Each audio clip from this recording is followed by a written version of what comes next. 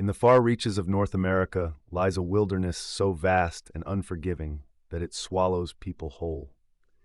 The Alaska Triangle, a region stretching from Juneau in the southeast to Anchorage in the south-central coast and up to Utqiagvik, formerly known as Barrow, on the Arctic Ocean, has claimed more than 20,000 souls since 1988. That's more than double the national average for missing persons per capita. Search and rescue teams comb millions of acres of trackless boreal forest, glacial ravines, and frozen tundra and still find nothing. But the disappearances are only part of the story, because those who do return from this wilderness often bring back accounts of something enormous, something bipedal, something that should not exist. Long before European settlers arrived, the indigenous peoples of Alaska knew that something monstrous inhabited their lands. The Tlingit people of the southeastern coast spoke of the kushtaka, a shape-shifting creature, part man and part otter, that lured travelers into the wilderness to steal their souls. But the kushtaka legends describe something more complex than a simple animal. Elders warned that these beings could mimic human voices, crying out like lost children or injured hikers to draw victims deeper into the forest. The Athabascan peoples of the interior had their own name for the giant, hair-covered men of the mountains, beings they called the Bushmen or Nantina. These were not fairy tales told to frighten children. They were survival warnings, passed down through generations, describing encounters with massive bipedal creatures that could tear a man apart. Perhaps no location better illustrates the terrifying reality behind these legends than Portlock, Alaska. This small fishing village on the southern tip of the Kenai Peninsula was a thriving community in the early 1900s, home to cannery workers and fishermen. But by the 1940s, something had gone horribly wrong. Residents began reporting encounters with a massive, hair-covered creature that stalked the tree line around the village. Then the killing started.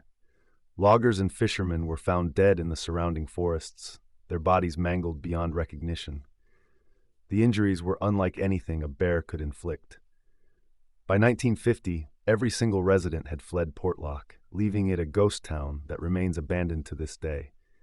The official explanation was declining fish stocks, but the survivors told a very different story. In 1972, the Alaska Triangle claimed its most high-profile victims. On October 16th, a small Cessna 310 carrying U.S. House Majority Leader Hale Boggs and Alaska Congressman Nick Begich vanished without a trace somewhere between Anchorage and Juneau. The plane, piloted by experienced bush pilot Don Johns, simply disappeared into the Alaskan wilderness. What followed was the largest search and rescue operation in American history at that time. 39 days, 3,600 flight hours, covering over 325,000 square miles. They found nothing. No wreckage, no bodies, no emergency signal. The disappearance was never explained. But what makes this case even more disturbing is that Hale Boggs had been one of the most vocal critics of the Warren Commission's findings on the Kennedy assassination. Some believe his disappearance was no accident. While politicians vanished from the skies, something was being seen on the ground with increasing frequency. Throughout the 1970s and 1980s, bush pilots, hunters, and trappers across the Alaska Triangle began filing reports with the Alaska State Troopers describing encounters with enormous bipedal creatures. These weren't vague sightings from a distance. Veteran outdoorsmen described creatures standing 8 to 10 feet tall, covered in dark reddish-brown hair, moving through the deep snow with a stride no human could match. The reports shared chilling consistencies, an overwhelming stench described as rotting fish mixed with sulfur, vocalizations that shook the chest like a subwoofer, and tracks in the snow measuring 18 inches long with a stride of over 5 feet.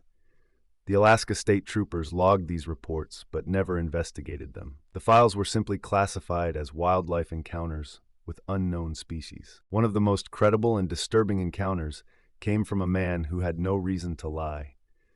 In 2002, a U.S. Forest Service ranger named Jay Belauer was conducting a routine patrol in the Tongass National Forest, the largest national forest in the United States, covering nearly 17 million acres of impenetrable temperate rainforest.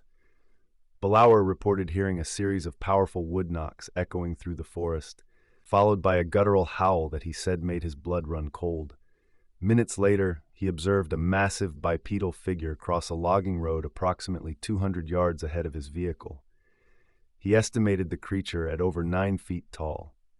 Ballauer filed an official report with the Forest Service, but it was quietly buried. He later told researchers that he was instructed by his superiors never to discuss the encounter publicly. He discussed it anyway. The suppression of Bigfoot evidence in Alaska took on a new dimension when researcher David Paulides began investigating the region. Paulides, a former San Jose police detective turned investigative author, had spent years compiling cases of mysterious disappearances in national parks and wilderness areas across North America for his Missing 411 series. What he found in Alaska was staggering. The Alaska Triangle accounted for a disproportionate number of his cases, people who vanished under circumstances that defied logical explanation. Experienced hikers found miles from their last known position with no explanation for how they traveled so far. Clothing found neatly folded or removed. Searched dogs that refused to track, circling and whimpering at the edge of tree lines. Paulides noted that many of these disappearance clusters overlapped precisely with areas of concentrated Bigfoot sightings. He called it the most dangerous pattern he had ever documented. In 2014, a thermal imaging encounter near Denali National Park sent shockwaves through the cryptozoology community. A bush pilot operating a charter flight equipped with a forward-looking infrared camera captured footage that has never been satisfactorily explained.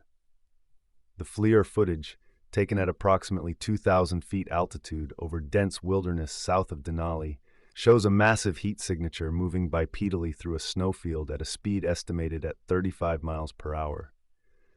The figure's thermal profile was inconsistent with any known Alaskan wildlife. The heat distribution suggested a body mass of over 800 pounds moving on 2 legs. The footage was analyzed by thermal imaging expert Dr. Jeff Meldrum of Idaho State University, a professor of anatomy and anthropology who has spent decades studying the Bigfoot phenomenon. Meldrum concluded that the footage showed a living, bipedal primate of unknown classification. The mainstream scientific community dismissed his analysis without offering an alternative explanation. The U.S. military's presence in the Alaska Triangle adds another layer of intrigue. Joint Base Elmendorf-Richardson, located in Anchorage at the southern vertex of the triangle, is one of the most strategically important military installations in the Western Hemisphere. But it's not just missiles and fighter jets behind those fences. In 2017, leaked internal communications from JBER referenced multiple incidents of unidentified large bipedal figures detected on perimeter motion sensors in wooded areas of the base. Military police were dispatched on at least 3 occasions to investigate alarms triggered by something that moved through restricted zones without triggering the pressure-based intrusion systems. Meaning whatever it was, weighed enough to trigger motion sensors, but somehow avoided the ground-based systems. The communications were quickly scrubbed from accessible servers, but screenshots had already been captured by a whistleblower who shared them with independent researchers. Geologist and researcher Ken Gerhard has proposed a theory that connects the Alaska Triangle's unique geology to the concentration of Bigfoot sightings.